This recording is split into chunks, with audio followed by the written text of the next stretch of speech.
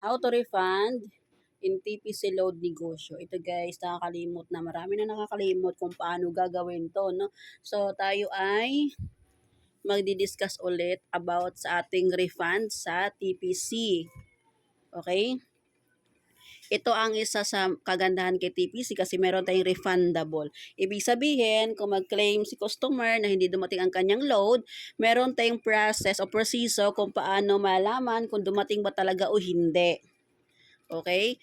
At kung hindi man dumating, mag-unsuccessful, i-refund po yan ni TPC kahit piso pa yan. Basta i-refund po yan ni TPC.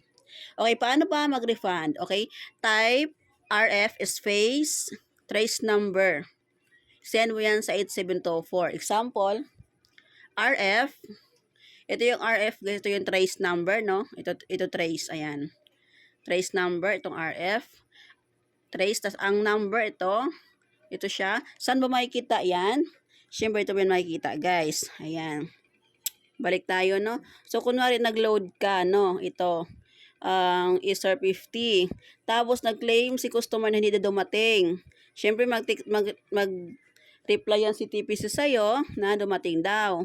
Kunin mo ang trace number. Ayan. Trace number, kunin mo. Hindi lang nakatugma dito kasi ibang kinuha ko dyan. Yan ay ilalagay mo dito. Text dito pa rin sa 8724. Balik at 704, ayan. Ilagay mo dyan, RF, tulad neto, RF. Ilagay mo ang yung trace number. Ayan. Then, isend mo siya sa 8724. Maya-maya, mag-text sa'yo si TPC kung i-check pa nila yan, guys. At wait lang po tayo.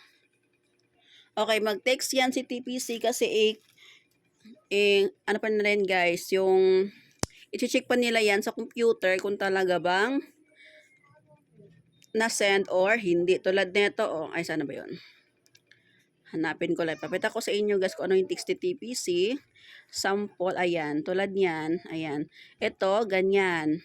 I-check nila yan, checking yan, ayan. Experience, 650, almost. So, thank you. Then, mag-text yan si TPC sa inyo tulad nito. Kita ba yun ba guys? Kita ba?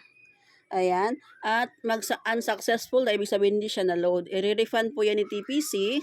Okay?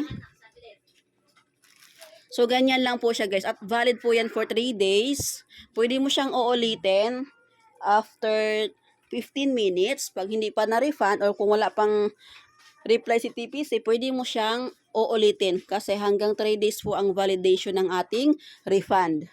Okay? Ayan lang po guys kung paano mag-refund sa ating TPC load negosyo. Thank you.